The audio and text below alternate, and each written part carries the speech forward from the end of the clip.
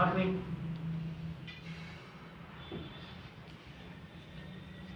الحمد لله نحمده ونستعينه ونستغفره ونؤمن به ونتوكل عليه ونعوذ بالله من شرور أنفسنا ومن سيئات أعمالنا. من يهدي الله فلا مضل له ومن يضلل فلا هادي له، وأشهد أن لا إله إلا الله وحده لا شريك له، وأشهد أن محمدا عبده ورسوله أرسله بالحق بشيرا ونذيرا وداعيا إلى الله بإذنه وسراجا منيرا. اللهم صل على محمد وعلى آل محمد كما صليت على إبراهيم وعلى آل إبراهيم إنك حميد مجيد. اللهم بارك على محمد وعلى آل محمد كما باركت على إبراهيم وعلى آل إبراهيم إنك حميد مجيد. সম্মানিত উপস্থিতি, আমাদের যেটা করণীয় সেটা হচ্ছে দলিলের উপর ভিত্তি করে আমার কাছে যেটা রাজেহ মনে হচ্ছে আমি সেই অনুযায়ী আমল করব। বাদবাকি দাওয়াত দিতে থাকবো, আল্লাহ রাব্বুল আলামিন যাকে তৌফিক দিবেন সে সেই দিকে যাবে। এখন যদি দলিল আসার পরেও কেউ যদি শুধুমাত্র আমার ইমাম বলেছেন এই কথার ভিত্তি করে, এই কথার উপর ভিত্তি করে অন্য মতের দিকে যায়, তাহলে সেটা খারাপ, এটা নিন্দনীয়। কিন্তু দলিলের কারণে যে আমার কাছে ওই দলিলটাই বেশি ভালো মনে হয়েছে তার কারণে যদি যায় তাহলে এটাই বলার কিছু নেই। আর এই ইখতিলাফ সকলের মধ্যে আছে এরকম ইখতিলাফ। আমি বললাম তো যে আপনারা যদি শেখ সালেহ আল উসাইমিন, শেখ বিন বাজ রাহিমাহুল্লাহ, আল্লামা নাসিরউদ্দিন আলবানী রাহিমাহুল্লাহ, ইনারা তো সবাই বিশুদ্ধ হাদিসের উপরে আমল করার চেষ্টা করেন। ইনাদের যদি মতগুলা দেখেন, ইনারা একটা বই আছে, এর আগেও বলেছিলাম আপনাদেরকে, বইটা আমার কাছে আছে, 400-র বেশি মাসআলা ইনারা ইখতিলাফ করেছে। সবাই সহিহ হাদিসের উপরে আমল করার চেষ্টা করে। ইখতিলাফ বুঝের ভিন্নতার কারণে 400টার বেশি মাসআলা ওখানে পয়েন্ট করেছেন। 400টার মতো মাসআলা বাদ বাকি আরো থাকতে পারে, সেগুলো উল্লেখ করে নাই ওই বইতে। যদি উল্লেখ করতো তাহলে হয়তো আরো বড় হয়ে যেত। যাই হোক, সেদিকে যায় নাই, ইখতিলাফ করেছে। সুতরাং ইখতিলাফ হতে পারে, কিন্তু একটু ধৈর্য রাখতে হবে। একদম। এই দেখেন শাইখুল ইসলাম ইবনে তাইমিয়া রাহিমাহুল্লাহ, যাকে আমরা শাইখুল ইসলাম উপাধি দেই এবং আমরা বিশ্বাস করি বিরাট বড় মাপের একজন আলেম, অবশ্যই আমাদের সর্বজন মান্য, সবাই যাকে গ্রহণ করে, গ্রহণযোগ্য আলেম শাইখুল ইসলাম ইবনে তাইমিয়া, তিনি বলছেন তানাযাআল উলামা ফিল কিরাআতি আলাল জানাজা, উলামায়ে কেরাম জানাজার সালাতে কিরাতের ব্যাপারে ইখতিলাফ করেছেন আলা সালাসাতি আকওয়াল, 3 ধরনের কথা, 3টা কাউলের মাধ্যমে ইখতিলাফ করেছেন, 3টা মত বলেছেন। কার কথা এটা? শাইখুল ইসলাম ইবনে তাইমিয়া রাহিমাহুল্লাহ। 1 নাম্বার বলা হয়ে থাকে লা তুস্তাহাব্বু বিহাল, কোন সময় জানাজার সালাতে সূরা ফাতিহা পড়া মুস্তাহাব নয়, এটা একদল বলে থাকে। কামা হুয়া মাযহাব আবি হানিফা ওয়া মালিক, এটা হচ্ছে ইমাম আবু হানিফা এবং ইমাম মালিকের মাযহাব হচ্ছে। বাতিল আরেকদল বলে থাকেন বাল ইয়াজিবু ফিহা কিরাআ বিল ফাতিহা, বরং সূরা ফাতিহা পাঠ করাটা ওয়াজিব, এটা আরেকটা মত।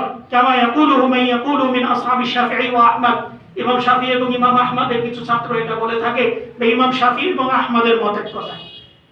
আর ওয়াকিল 3 নাম্বার আরেকটা মত হচ্ছে বাল কিরাআতুল ফাতিহা ফিহা সুন্নাতুন, এখানে কিরাতে ফাতিহা পড়া সুন্নাত, ওয়া ইল্লাম ইয়াকরা, যদি না পড়ে, বাল দাআ বিলা কিরাআতিন, যদি কিরাত না পড়ে খালি দোয়া করে, জাযা, তাহলেও হয়ে যাবে। হাযা হুয়া সাওয়াব। ইমাম শাইখুল ইসলাম ইবনে তাইমিয়া রাহিমাহুল্লাহ লাস্টে বলছেন হাযা হুয়া সাওয়াব, এটাই হচ্ছে সঠিক মত। তাহলে এবার কোন দিকে যাবেন? শাইখুল ইসলাম ইবনে তাইমিয়া রাহিমাহুল্লাহর মতন একজন বড় পণ্ডিত, তিনি বলছেন হাযা হুয়া সাওয়াব, অর্থাৎ যদি পড়ে তো আলহামদুলিল্লাহ, যদি না পড়ে যদি শুধু দোয়া করে তারপরেও হচ্ছে জায়েজ হয়ে যাবে। সুতরাং এটা শাইখুল ইসলাম ইবনে তাইমিয়ার ফতোয়া আল কুবরা 2 নম্বর খণ্ড 121 নম্বর পৃষ্ঠায় তিনি এটা উল্লেখ করেছেন। যাই হোক, মোট কথা এত কিছু বলার উদ্দেশ্য হচ্ছে যে আমরা যেটা জানি যে এটা সঠিক, আলহামদুলিল্লাহ, ঠিক আছে, আমরা এর উপর আমল করছি, আমল করি, তাই বলে সব জায়গায় খুঁচাইতে হবে, সব জায়গায় খালি ভিন্ন মতকে একেবারে অপদস্থ করতে হবে, এই নীতি থেকে সরে আসা উচিত।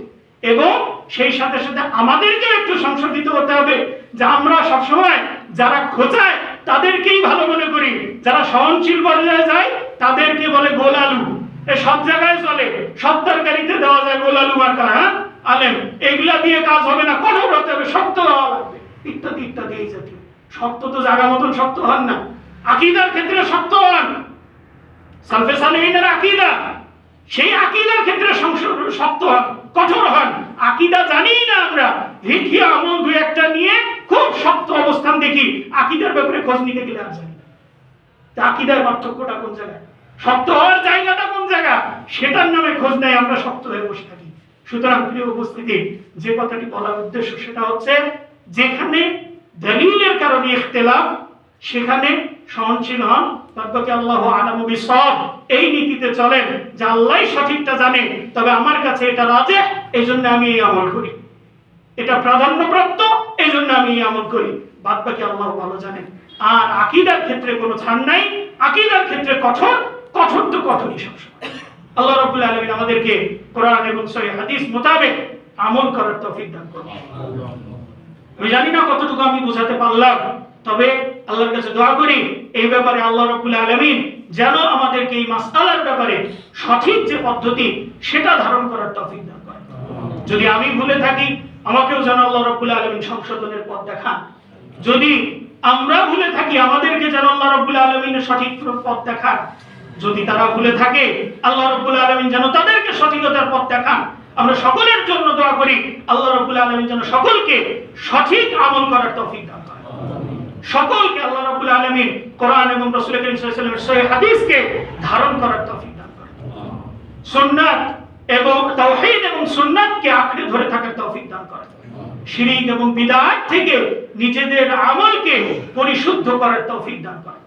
আল্লাহর কাছে দোয়া করি আল্লাহ রাব্বুল আলামিন যেন আমাদেরকে বিদআত থেকে, শিরক থেকে সম্পূর্ণরূপে মুক্ত হওয়ার তৌফিক দান করেন। আমাদের মধ্যে যারা অসুস্থ আছেন, আল্লাহ রাব্বুল আলামিন সকলকে শিফা কামিলা আজিলা দান করুন। আমরা যারা সুস্থ অবস্থায় আছি, আল্লাহ রাব্বুল আলামিন আমাদেরকে ঈমানের উপরে অটল রেখে মৃত্যুবরণ